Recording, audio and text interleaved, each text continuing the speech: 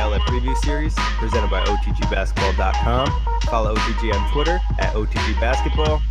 I'm Nick Fay. With me, Harris Wichard. How you doing, Harris? Pretty good, Nick. Again, really happy to be here and doing this series with you.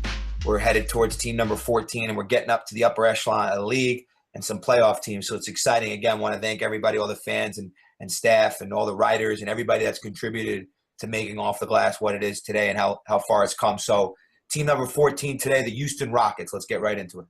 Yeah, Houston's an interesting team. Definitely a disappointment last year. They had high hopes of being a contender, and they just barely made the playoffs, and they kind of let everyone down. But this year they revamped the roster a little bit. New head coach Mike D'Antoni. I think 14 is fair for now, but at the end of the season they definitely get in that top 10. There's a lot of talent on this team. This is one of the funniest pairings of head coach superstar that I've ever seen in my life. People have knocked James Harden for not playing any defense. Now you're bringing in a coach that's being knocked for not enforcing any defense. The Rockets are going to get up and down. They're going to score a ton of points, but they're going to be in some ridiculous high-scoring affairs. I mean, they might score north of 130 on some nights and give up 130. You're going to see some nights where D'Antoni's going to enforce a style where Harden's numbers are going to be so inflated this year. It's going to be outrageous. Like James Harden might average 35 points a game. Like he you know how we used to talk about like Felton and all those guys and Lynn, their numbers inflated because of D'Antoni. Now you're talking about a guy that averaged 30 with Kevin McHale as his coach. This could be outrageous, Nick.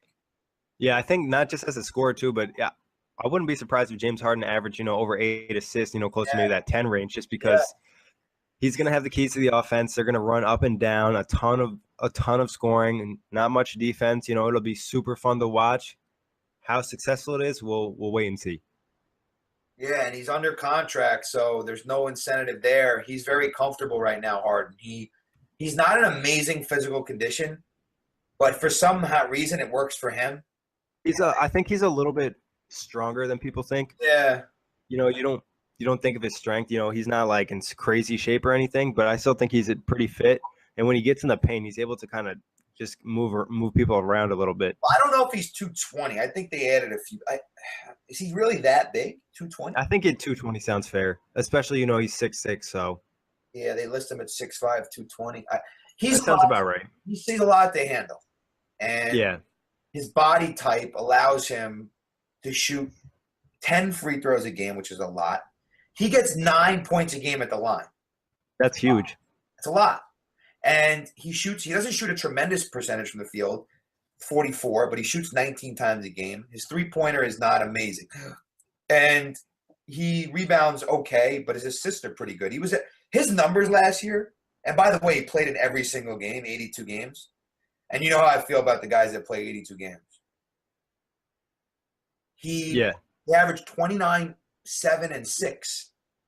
And people are still talking mad shit about him. I mean, he wasn't great as he was the season prior, but people are acting like he wasn't good anymore. Yeah.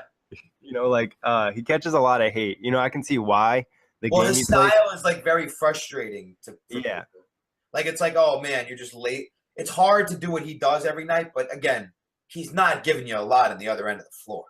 Yeah, that's the hard part to watch as a fan. Yeah. Because he's showing flashes of being a pretty good defender when he wants to be. The key word is when he wants to be, but then other times you just see you've seen all the videos of him, he's just sitting there and this guy's all the way to the rim. Yeah. My favorite years of him was in OKC, man. I loved him off the bench. That's so crazy. Just imagine if they elected to trade Ibaka back then and keep Harden. I don't think Harden wanted to be in that situation anymore. I think this is a guy that really wanted to have his own offense. Because he was sitting there thinking, okay, Westbrook and Durant are great players. I'm never going to be the man here. And his ego might have gotten in the way. That's a team that in 2012, when they got to the championship, I remember watching them cry together, all three of them after the finals. And I remember it's just one of those finals where he was just really bad in that finals. Yeah, he was. Yeah, and they could have won that. They won game one, and Harden could have been a champion, and everything could have played out differently. And he kind of – not forced out, but he went his own way, and he went to Houston. Yeah, I mean, it's tough to say.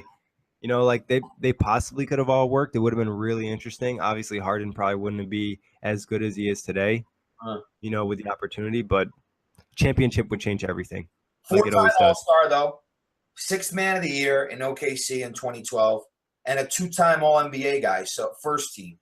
Yeah, and I mean, he was, I think, top 2 or top 3 in MVP voting 2 years And we ago. argued about Harden and Curry for a little bit, not this season, but the year before that when we started our podcast in March of 2015. So this is an ongoing conversation. James is still one of the top 10 players in this league, right? Yeah, no, definitely. I would have him in my top 10. He has a huge impact. Like he does a lot of things. And if he could just be a decent defender, it would be huge. Supposedly a very down-to-earth, nice guy too. Like, I know he doesn't play like a crazy D, but some guys, and he does have 1.7 steals a game. So some guys just aren't physically, like, listen, his energy level might just be, hey, I did play 38 minutes a game, so I might just have to conserve energy because if I go all out on D, I might not be able to help my team on offense. So whether it's him being in like this kind of shape or not, or just him not being like some guys aren't good defenders. Like some guys just don't move their feet well on the defensive end. Curry is another guy that's like Curry is not a great on-ball defender, but he's very good off the ball. Yeah, I mean, I think the thing with Harden is more of effort. Maybe you're right. Maybe he doesn't want to use the energy. I think he has the ability, but it's just that, he doesn't consistently do it. Right. You're right. But moving on from Harden, this team, they did make a good amount of moves this offseason. They had some additions. They picked up a stretch for Ryan Anderson. They made a trade for Tyler Ennis, picked up Eric Gordon, signed Nene, PJ Harrison. So, they also re-signed Pablo Prigioni. Right. No first-round picks for this team. They did have a second round. They picked up. I don't know how to say this name, Harris. I'm going to leave that one to you. Chianaku Onaku. Yeah, that sounds about right. I don't really know much. Chiananu Anaku. Yeah, the 6'10" guy from Louisville. Yeah. But talk about the additions they made signing-wise. You like the Ryan Anderson, Eric Gordon pickup? I'm a huge Ryan Anderson fan. I think his IQ is really good. He stretches the floor. This team is gonna shoot a ton of threes. Like they're gonna lead the league in 3-point attempts. It's not even gonna be close. They're gonna shoot more than the Warriors. They have Anderson and D'Antoni, Anderson, Ariza, Harden, Gordon. Their bigs will probably shoot it. This is Corey Brewer shoots a ton of threes. This team is going to light up people on certain nights. They're like Houston's going to win a lot of games at home because they feed off that home crowd, and they're going to win a ton of those games at home.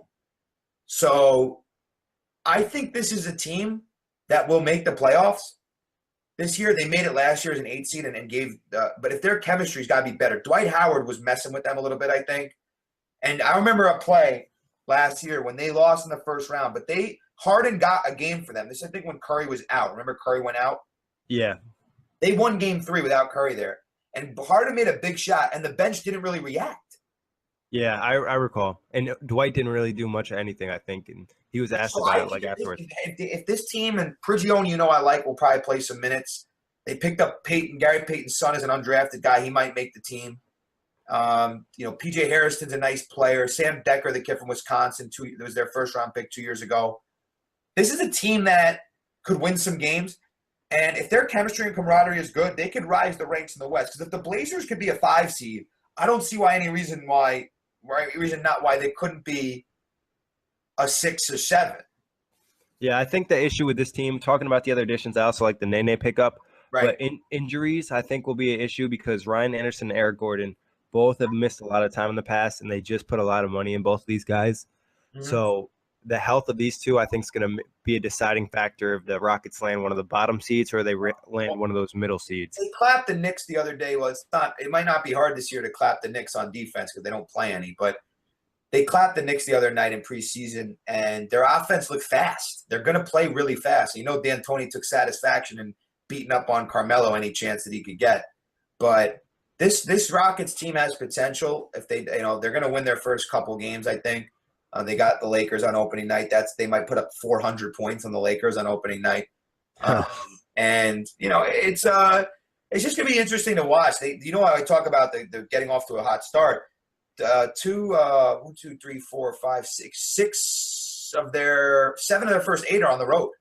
So they're going to have a chance to build some chemistry and camaraderie on the road and be around each other a lot because you know how the NBA works. And this is going to be a team that I think is going to be right there in the mix. They're going to, again, it comes down to defense. Anytime you talk about a D'Antoni team, you know the offense is going to be there. You know offensively that they're going to put up the points, but can they stop anybody is the real question. Yeah, that's going to be the real question. But talking about, you mentioned Dwight before, let's talk a little bit about the departures. They traded Michael Beasley. They got rid of Dwight, Terrence Jones, Dantes Monte-Unis, Josh Smith, and they also got rid of your boy Jason Terry. Jason Terry is my least favorite player in the NBA. And I'll tell Jason that if I saw him, if I ended up meeting him one day, I'd tell him, listen, Mr. Terry, respect what you've done in your career. But with all due respect, I know you got in LeBron's ear and said some messed up things in those 2011 finals. I know he did because they had LeBron shook a little bit in those finals. But Terry is one of the ultimate trash talkers in all of basketball and got what was coming to him on that dunk that I will now refer to Jason Terry as Jason James. He is now LeBron James's third son. Listen, Jason Terry, get him out of there. He was doing nothing for them, and I don't think that he's a big loss. The Dwight Howard piece is interesting. That's going to now free up some space. This is a Rockets team that just wants to run, man. They want to play really fast. They want to get up and down. They want to get up and down in people's throats and shoot threes. Dwight does not fit that. It was not a good mix. Dwight will be a better fit in Atlanta, and I think the departures aren't that big of a deal, especially at Dwight. Yeah, it's interesting what a year changes, you know. They get rid of Dwight, Terrence Jones, Monte-Unis. Like, these are all guys you thought they would probably keep going forward. Possibly at least one of them you think would still be on the roster, but now they're all gone. Mm-hmm. Josh Smith, you know, it doesn't really matter. You know, you never know what you're getting with him. And they traded Beasley, who they picked up, I think, mid-season last year and did give him good minutes, but nothing crazy. I like the guys they added if they can stay healthy. Yeah, I said Ryan Anderson is going to really help Harden, man, because that's a guy that's going to be able to communicate with James Harden and play off. Yeah, no, Harden seems like a guy that's not a bad teammate. Like, I don't think Harden's a bad teammate. I think Harden wants to get his teammates involved. I think Harden is a guy that if he played like a little bit more D would be an MVP candidate every day of the week and twice on Sundays. So this is a team that if they could build chemistry and camaraderie could be closer to the team we saw make the conference finals than the team that got eliminated in the first round. Yeah, no, you're right. I think if the Rockets have a big season this year, Harden can find himself back in the MVP race. Absolutely. But on to the next one. Better or worse? The Rockets going to be better or worse this year? Better. They're going to be better than the 8th seed. How many games did they win last year? I'll double check that. 41. So they went from 54-56. So since Harden's been there, that was their worst year win-loss wise. They got rid of McHale. There was obviously some issues with McHale. And now when McHale came on Inside the NBA that one time and said all the problems that they were having, yes. Yeah, but McHale 4-7, then Bickerstaff took over. Now they hired D'Antoni. So I think Bickerstaff did a good job. I thought he might have had the opportunity to get the job again, but they wanted to give it to D'Antoni. But they'll be closer to 56 than they are 41. I'd probably say 47, 48 maybe.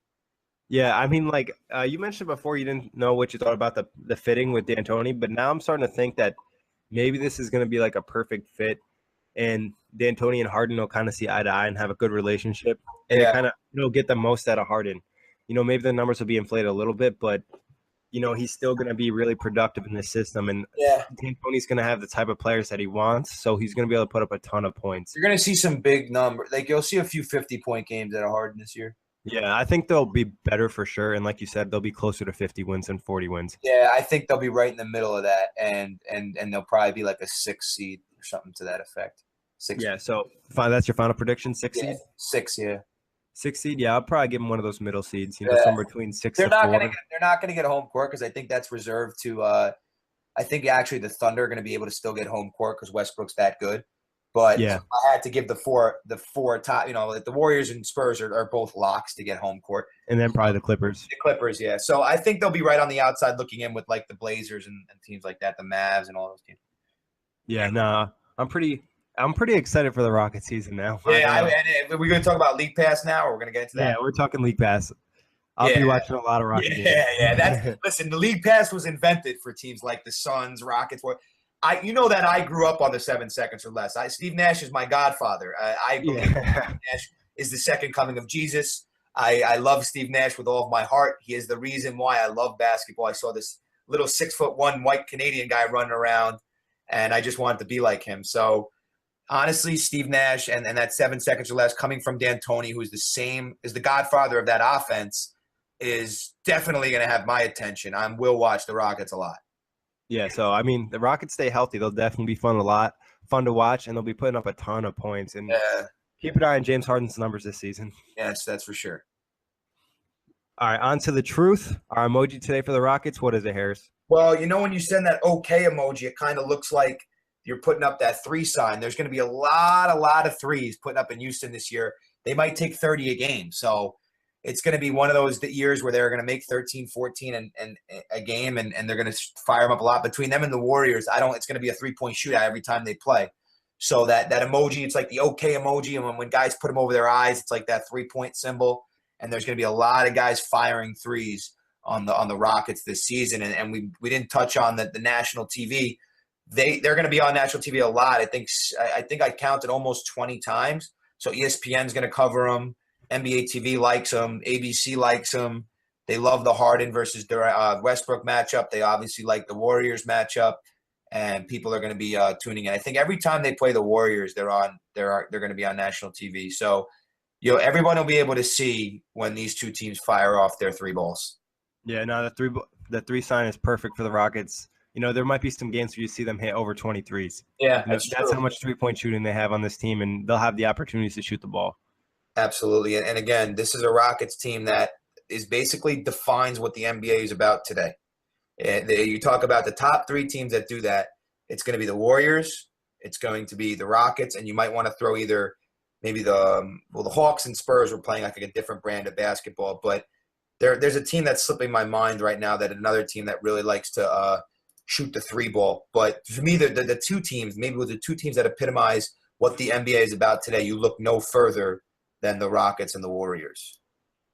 Yeah, no, that's the direction the NBA is moving. But that wraps it up for Houston. Nice show, Harris, and thanks everybody for listening. Guys, continuing the podcast and the preview, really appreciate all the support that we've been getting and feedback. So heading towards team number 13, and really looking forward to continuing the series.